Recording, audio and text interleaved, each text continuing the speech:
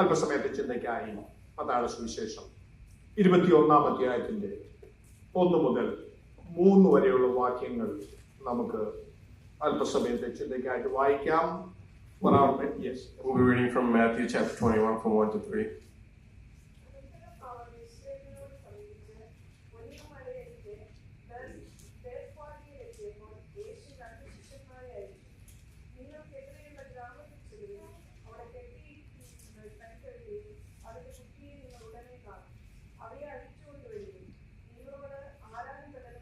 നിങ്ങളോട് ആരാനും വല്ലതും പറഞ്ഞാൽ കർത്താവിന് ഇവയെ കൊണ്ട് ആവശ്യമുണ്ട്. If anyone says anything to you, say that the Lord needs them and he will send them right away.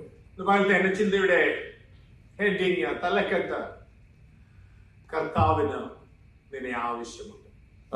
This morning, the title of my speech is the Lord has needs of you.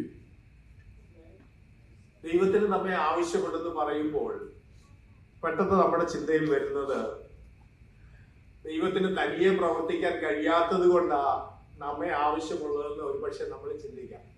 When I say that God needs you, you might think that it's because God cannot do anything and he needs something to be done through you.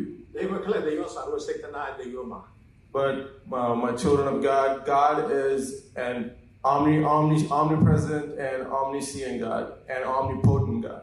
ഏകനായി മഹാത്ഭുതങ്ങളെ പ്രവർത്തിക്കുവാൻ കഴിവുള്ള ദൈവം. It is a God who is capable of doing big miracles by himself.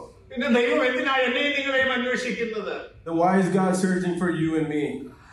ദൈവത്തിന്റെ പദ്ധതി പൂർത്തീകരിക്കുവാൻ ദൈവം നമ്മെ കൂടെ involve ചെയ്യിക്കുവാൻ ആഗ്രഹിക്കുക. That God is using us so that we can be a part of the plan that He has made for us. ദൈവം നാമുമായിട്ട് ഒരു പാർട്ണർഷിപ്പിൽ ചിലത് ചെയ്തെടുക്കാൻ ആഗ്രഹിക്കുക. God wants to do something with partnership with us and partnering with us. അത് നമ്മോട് ദൈവത്തിന് തോന്നിയ സ്നേഹമാ, അത് അവന്റെ കരുണ നിമിത്തമാ ദൈവം നമ്മെ ഉപയോഗിക്കുവാൻ ആഗ്രഹിക്കുന്നത്. God is only using us because of His love for us and the kindness that He has for us. ദൈവത്തിന് നമ്മെ ആവശ്യമുണ്ടെന്ന് നാം പറയുമ്പോൾ എന്തിനാ ദൈവമേ എന്നെ അങ്ങേക്ക് ആവശ്യം എന്ന് നമ്മൾ ചോദിക്കാം.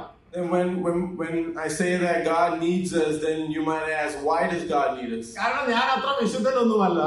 I'm not a huge saint. അങ്ങനെ പറയത്തക്ക വലിയ ക്വാളിഫിക്കേഷൻ ഒന്നും എനിക്കില്ല. I'm not a very qualified person. പാടാൻ അറിയത്തില്ല, പ്രസംഗിക്കാൻ അറിയത്തില്ല, അങ്ങനെ വലിയ ചാലഞ്ച് ഒന്നും ഉള്ള ആളല്ല ഞാന്. I don't know how to sing. I don't know how to preach. I'm not a man of many talents.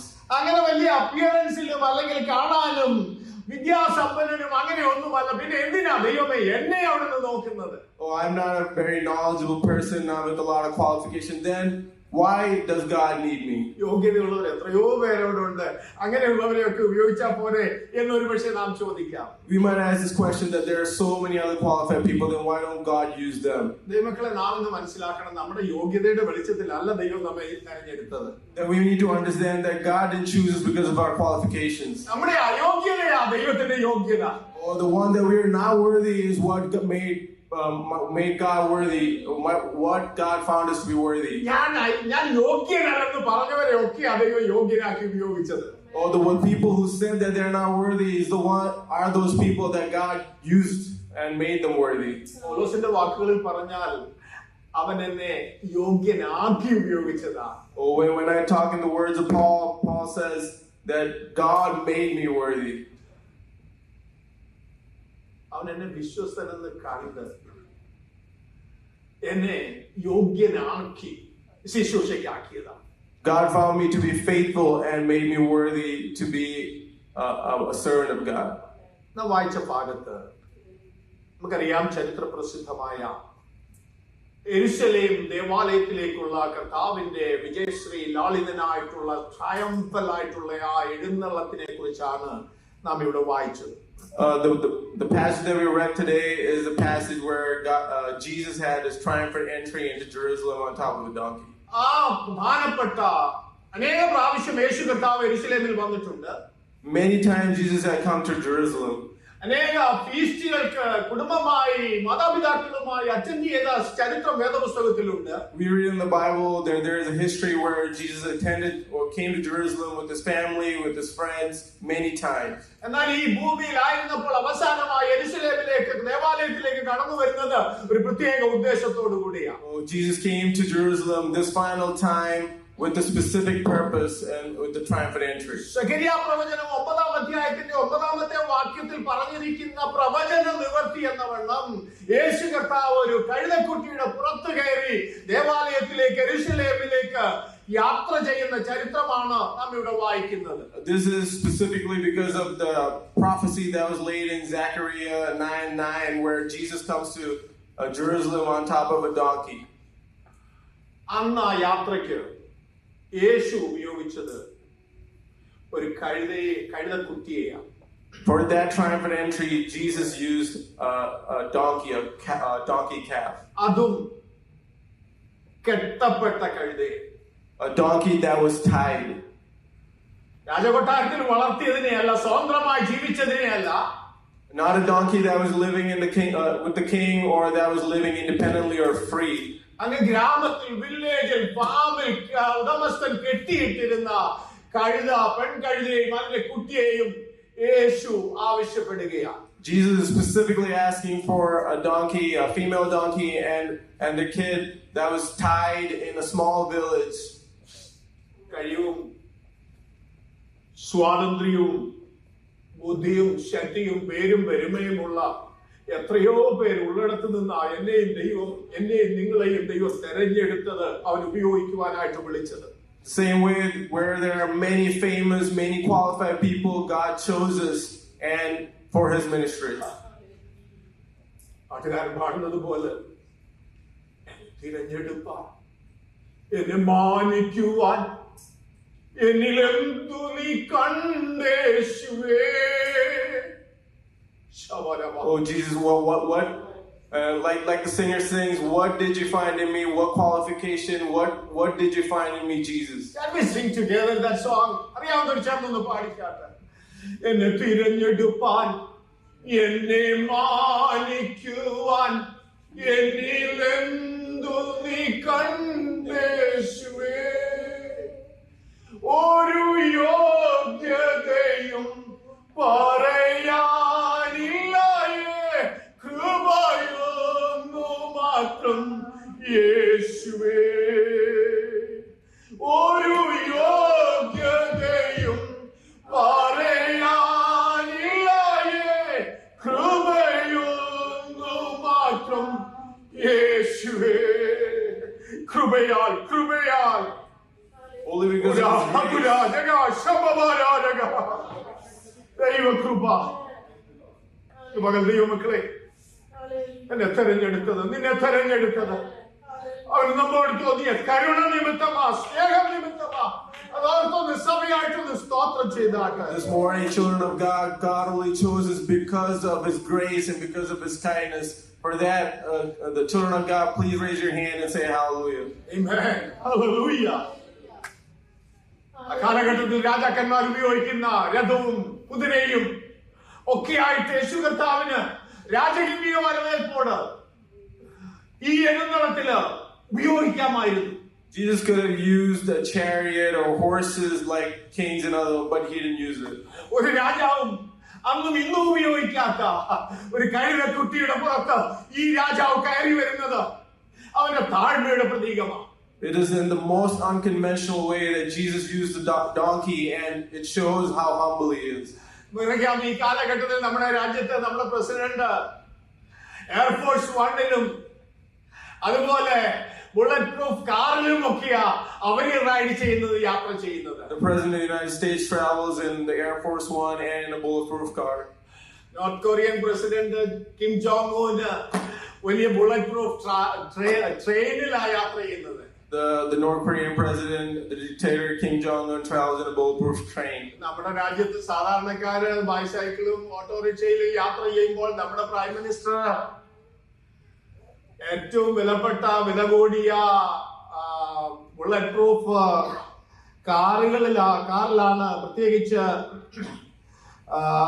അദ്ദേഹം റേഞ്ച് റോവറിന്റെ BMW ഏറ്റവും മോസ്റ്റ് മോഡേൺ ബുള്ളറ്റ് പ്രൂഫ് കാറിലാ നമ്മുടെ പ്രൈം മിനിസ്റ്റർ ഒക്കെ യാത്ര ചെയ്യുന്നത്. When we look at the Prime Minister of India, where the people travel in small bicycles and bikes and small cars, the Prime Minister of India travels in the most modern cars with the most ultra luxury features and bulletproof features. എന്നാ സകലത്തിന്റെയും ഉടയവനായ കർത്താവ്, സകലത്തെ ശക്തിയുള്ള കരത്താൽ വഹിക്കുന്ന, സകലത്തെ sustain ചെയ്യുന്ന, ഈ ഭൂമിയെയും ഭൂമണ്ഡലത്തെയും ഉണ്ടാക്കിയ എന്റെ കർത്താവ് യാത്ര ചെയ്യുവാൻ ഉപയോഗിച്ചത് കെട്ടപ്പെട്ട, ആർക്കും വേണ്ടാത്ത, തള്ളപ്പെട്ട ഒരു കഴുതയാണ് യേശു കർത്താവ് ഉപയോഗിച്ചത്. The most powerful, the most almighty, the most knowledgeable king, the king of the universe, our Jesus Christ, he used the most lowly, the lowliest of lowlies, a tied donkey. മക്കളെ, അന്ന് യേശു കർത്താവ് ഈ തള്ളപ്പെട്ട കഴുതയെ ഉപയോഗിച്ചത് അക്ഷരീയമായി യെരൂശലേമിലേക്ക് യാത്ര ചെയ്യുവാൻ വേണ്ടിയായിരുന്നു. God used the donkey that was tied to travel to Jerusalem. എന്നാൽ എന്നെയും നിങ്ങളെയും യേശു വിളിക്കുന്നത്, ഇന്ന് പകൽ എന്നെയും നിങ്ങളെയും യേശു ക്ഷണിക്കുന്നത് പുതിയ യെരൂശലേമിലേക്ക് കൊണ്ടെത്തിക്കാനാണ്. Today God is choosing you and me to for him to take us with him to the New Jerusalem. സിയോനിലെത്തിക്കാൻ വേണ്ടിയാ എന്നെ നിങ്ങളെയും വിളിക്കുന്നത്. Taking us to the heavenly Zion. ആ വലിയ എഴുന്നള്ളത്ത് എത്രയും വേഗം സംഭവിക്കുവാൻ പോകുകയാ. It's going to happen very soon. ഇതിലേക്കാണ് നമ്മെ വിളിക്കുന്നത്, അതിനാണ് നമ്മെ ചൂസ് ചെയ്യുന്നത്. He's choosing us for that. ആ ഭാഗം നമ്മൾ പഠിക്കുമ്പോൾ യേശു കർത്താവിന് യാത്ര ചെയ്യുവാൻ ഒരു കഴുതക്കുട്ടിയെ ആവശ്യം വന്നപ്പോൾ യേശു അതിന്റെ ഉടമസ്ഥന്റെ അടുത്ത് ചെന്ന്, ശിഷ്യന്മാരെ അയച്ച് അതിന്റെ ഉടമസ്ഥന്റെ അടുക്കൽ ചെന്ന് റിക്വസ്റ്റ് ചെയ്യുകയായിരുന്നില്ല ചെയ്തത്. When God wanted the donkey, Jesus didn't send the disciples to the owner and specifically request for that donkey.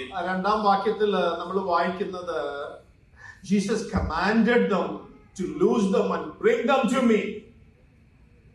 യേശു പറഞ്ഞത്, നിങ്ങൾ ചെല്ലുക, അവിടെ കെട്ടപ്പെട്ട കഴുതയെയും പെൺകഴുതയെയും അതിന്റെ കുട്ടിയെയും കാണും, നിങ്ങൾ അതിനെ അഴിച്ചുകൊണ്ടുവരുവിൻ. He commanded them. അവിടെ ഒരു പക്ഷേ നമ്മൾ ചിന്തിക്കാതെ സ്റ്റീൽ ചെയ്തല്ലയോ എന്ന് അല്ല, സകലത്തെയും കൽപ്പിക്കുവാൻ അധികാരമുള്ള, സകലത്തിന്റെയും റിയൽ ഉടമസ്ഥനായ കർത്താവാണ് കൽപ്പിക്കുന്നവൻ, കൽപ്പിക്കാൻ അധികാരമുള്ള ദൈവമാണ്. We might think that Jesus stole the donkey from the owner, but we need to understand that Jesus is God and the owner of everything in the universe, and he has the authority to command the disciples to get the donkey for him. ഉളവായതൊന്നും അവനെ കൂടാതെ ഉളവായതല്ല, കാട്ടിലെ 1000 ജന്തുക്കൾ അവനുള്ളവയാ. Everything came because of him, and everything in the jungles and the forest is all belongs to him. He's the creator of all things. Today, this morning, he is still able to command anything. പുതിയ നിയമം നമ്മൾ പഠിച്ചാൽ ഏതാണ്ട് 38-ലധികം യേശു കർത്താവിന്റെ commands നമുക്ക് കാണുവാൻ കഴിയുന്നുണ്ട്. When we study the New Testament, we can see there are about 38 commandments that Jesus had said. ഭൂതങ്ങളോട് വിട്ടുപോകുവാൻ യേശു കൽപ്പിച്ചു. Jesus commanded the demons to get away from the people. അതങ്ങനെ സംഭവിച്ചു, ഭൂതങ്ങൾ വിട്ടുപോയി. And it happened just like that, the demons left the people. മരിച്ച ജീവിതങ്ങളോട് എഴുന്നേറ്റ് വരുവാൻ യേശു കൽപ്പിച്ചു, അവയെ അനുസരിച്ചു, അവർ ജീവൻ പ്രാപിച്ചു എഴുന്നേറ്റ് വന്നു. Jesus commanded people who died to come back to life, and that happened exactly like that. രോഗത്തിൽ ആയിരുന്നവരെ, രോഗാത്മാവിനെ, രോഗത്തെ ശാസിച്ചു വിട്ടുപോകാൻ കൽപ്പിച്ചു, സൗഖ്യം വ്യാപരിച്ചു, വിടുതൽ വ്യാപരിച്ചു. People who were sick, people who were caught by the sickness, the spirit of sickness, Jesus commanded the spirit of sickness to leave the body, and it happened exactly like that. പ്രകൃതി ശക്തികളോട്, കാറ്റിനോട്, കടലിനോട് അടങ്ങുവാൻ, ശാന്തമാകുവാൻ കൽപ്പിച്ചു, അതവനെ അനുസരിച്ചു. Jesus commanded the natural forces, the sea and the wind to be calm, and it happened exactly like that. ഇന്ന് പകലും ദൈവമക്കളെ, ഇന്നും അവൻ കൽപ്പിക്കാൻ അധികാരമുള്ള ദൈവമാ. ജീവിതത്തെ അലട്ടുന്ന ഏത് വിഷയമായിക്കൊള്ളട്ടെ, ഇന്ന് പകൽ അവൻ നിനക്ക് അനുകൂലമായി കൽപ്പിക്കുന്ന ദൈവമാണ്. Today, Jesus and God is just as capable to make those commandments, and He will make those commandments for us. രോഗത്തിന്റെ ശക്തികൾ അവന്റെ കൽപ്പനയുടെ മുമ്പിൽ, അവന്റെ വാക്കിന്റെ മുമ്പിൽ ഇന്ന് പകൽ കീഴടങ്ങട്ടെ. The authorities of the world, the spirits of the world will go under, will obey the word of God, will obey the commandment of God. ദൈവസഭയ്ക്കെതിരായി, ദൈവമക്കൾക്കെതിരായി, കുടുംബങ്ങൾക്കെതിരായി, തലമുറകൾക്കെതിരായി വാദിക്കുന്ന പൈശാചിക ശക്തികൾ ഇന്ന് പകൽ അടങ്ങട്ടെ, കാൽക്കീഴാകട്ടെ. യേശു കൽപ്പിക്കുന്ന നിമിഷങ്ങളാണ്. Jesus commanding the spirit that is affecting our generation, affecting our families to leave, and it will happen exactly like that. മാത്രമല്ല, പാപികളോട് മാനസാന്തരപ്പെട്ട് സുവിശേഷത്തിൽ വിശ്വസിക്കുവാൻ യേശു കർത്താവ് കൽപ്പിച്ചു.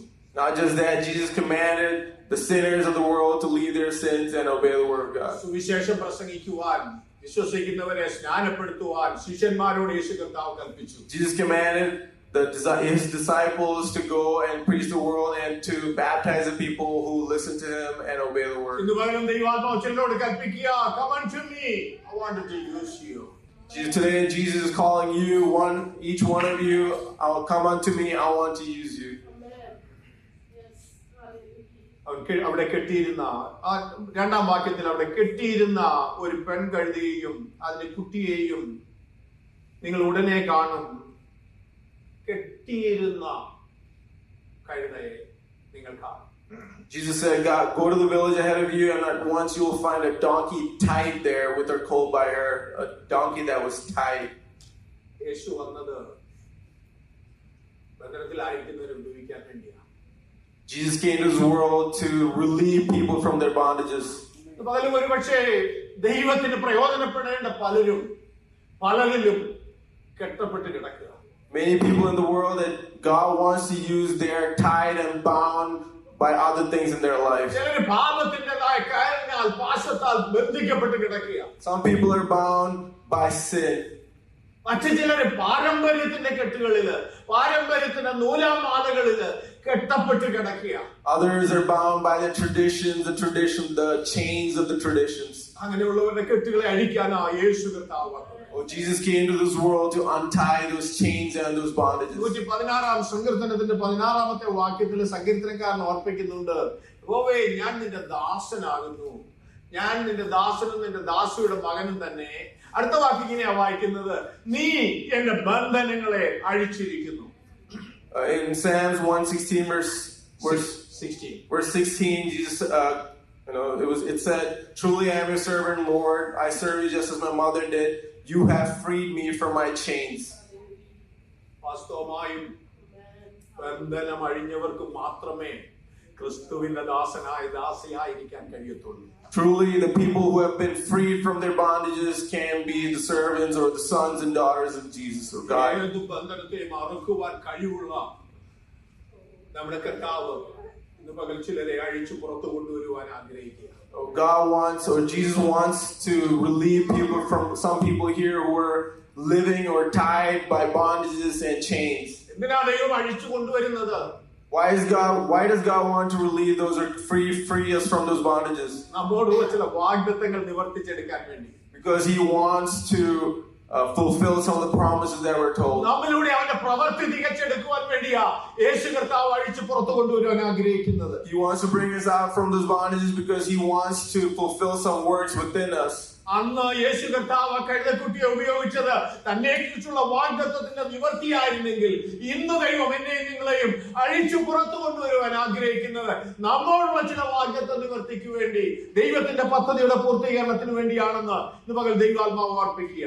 Oh, let me remind you today that if Jesus used the donkey to fulfill the prophecy that was said in Zechariah, today God wants to relieve us from those bondages to fulfill the promises that He has wanted from us.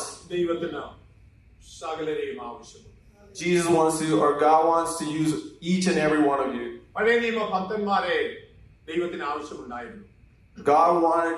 God needed the Old Testament faithful. God used Abel to proclaim the truthful worship in front of the world. മാത്രമല്ല ആരാധനയിലൂടെ ആ ദൈവത്തെ പ്രസാദിപ്പിക്കുവാൻ കഴിയുന്നെന്ന് പൊതുജനത്തിന് ലോകത്തിന് വെളിപ്പെടുത്തുവാൻ ഒരു ഹാബേലിനെ ദൈവത്തിന് ആവശ്യമുണ്ടായിരുന്നു. God used Abel to show us that worship is the only way to make God happy. മാത്രമല്ല ഹാനോക്കിനെ ദൈവത്തിന് ആവശ്യമുണ്ടായിരുന്നു. God used Enoch as well. എന്തിനാ ഈ ഭൂമിയിൽ കുടുംബമായി പാർത്ത് ദൈവത്തെ പ്രസാദിപ്പിക്കാൻ കഴിയുമെന്ന് ലോകത്തോട് വിളിച്ചു പറയുവാൻ ഒരു ഹാനോക്കിനെ ദൈവത്തിന് ആവശ്യമുണ്ടായിരുന്നു. God used Enoch to show the world that in this world it is possible to praise and worship and make God happy. പലരും ചിന്തിക്കുന്നത് ദൈവത്തെ പ്രസാദിപ്പിക്കാൻ കുടുംബജീവിതം തടസ്സമാണെന്നാണ്. People might think that sometimes our family life is the thing that is hindering us from pleasing God. ഹാനോക്കിന്റെ ചരിത്രം പറയുന്നത് കുടുംബമായി പാർത്ത് ഭാര്യയോടും മക്കളോടും കൂടെ പാർത്ത് ദൈവത്തെ പ്രസാദിപ്പിച്ച് സ്വർഗത്തിൽ പോയ ഒരു ഭക്തനെ കുറിച്ച് ഹാനോക്കിനെ കുറിച്ച് പറഞ്ഞിരിക്കുക. സ്വർഗത്തിൽ പോകാൻ ദൈവത്തെ പ്രസാദിപ്പിക്കാൻ സന്യാസ ജീവിതം നയിക്കണ്ട. But we can see that Enoch had a family life, had a very satisfying and fulfilling family life, and yet he was able to please God and live a life that was worthy of him. You can still have a family life and live there and live and with a satisfying and fulfilling family and still go to heaven. മാത്രമല്ല വഷളത്വം പ്രവർത്തിക്കുന്നവരുടെ നടുവില് സത്യസുവിശേഷം പ്രസംഗിക്കുവാൻ ഒരു നോഹയെ ദൈവത്തിന് ആവശ്യമായിരുന്നു. God needed Noah to proclaim his word in front of a people that was very deeply in sin. നോഹയുടെ കാലം പോലുള്ള ഒരു കാലത്താണ് നാം എത്തിയിരിക്കുന്നത്. We're in a similar time just like Noah was. ദൈവത്തിന് ഈ കാലഘട്ടത്തിലും സത്യസുവിശേഷം മറ്റുള്ളവരോട് പറയുവാൻ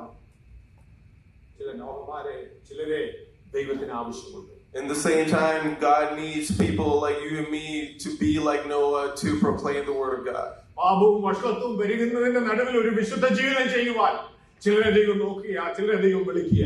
God is in the midst of all the sin that is growing. God is looking at each and every one of us to proclaim His word.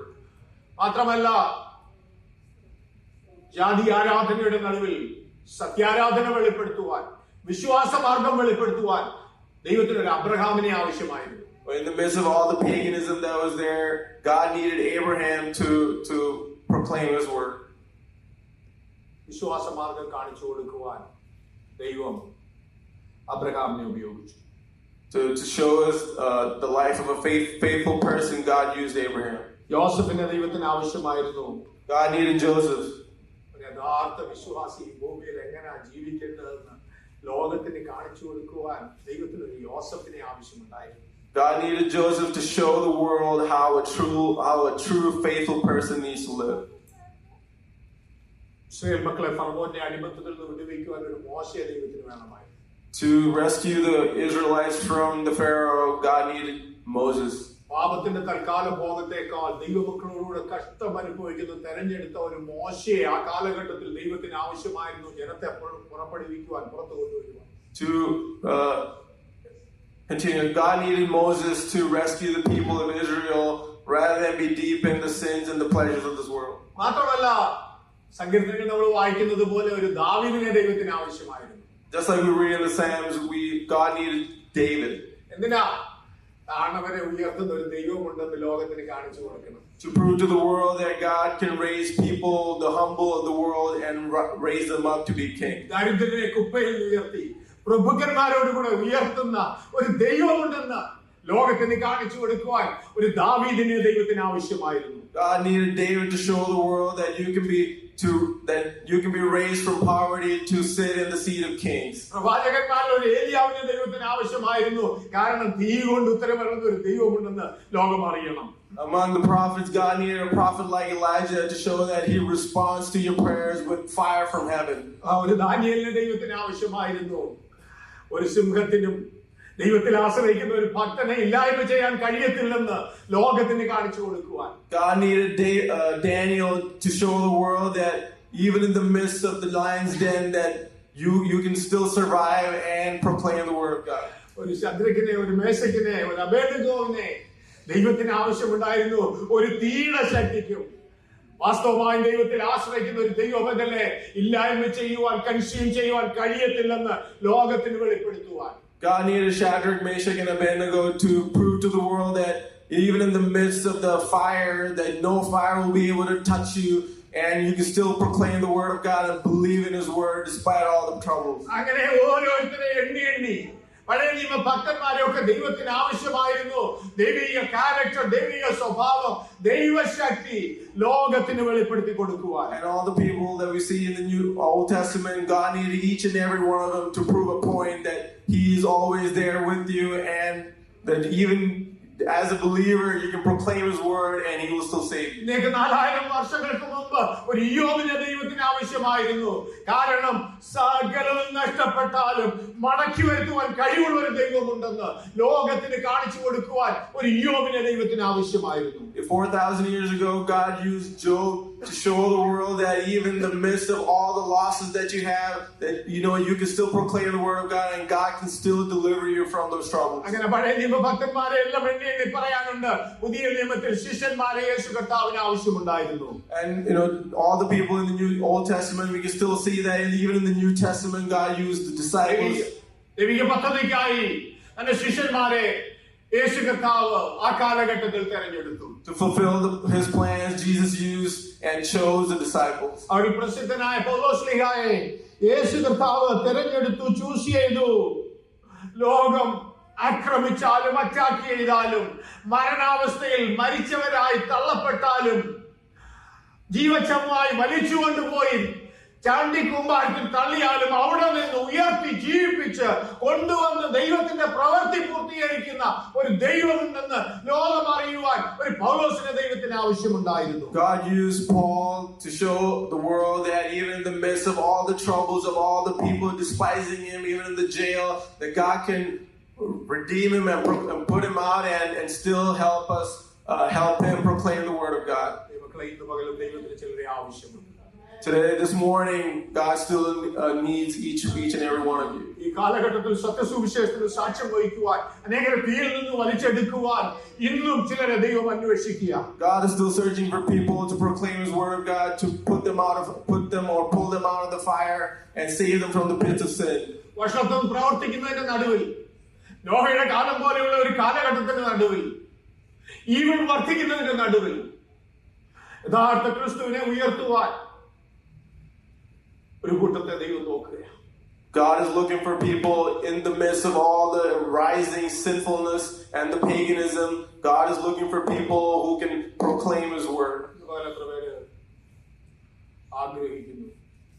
എത്ര പേര് ഇന്ന് ദൈവത്തോട് പറയും, ദൈവമേ അടിയില്ല, എന്നെ ഉപയോഗിക്കണമേ എന്ന് എത്ര പേര് ഇന്ന് പകൽ പ്രാർത്ഥിക്കും? How many here are going to say that Jesus, here I am, use me? Shall we all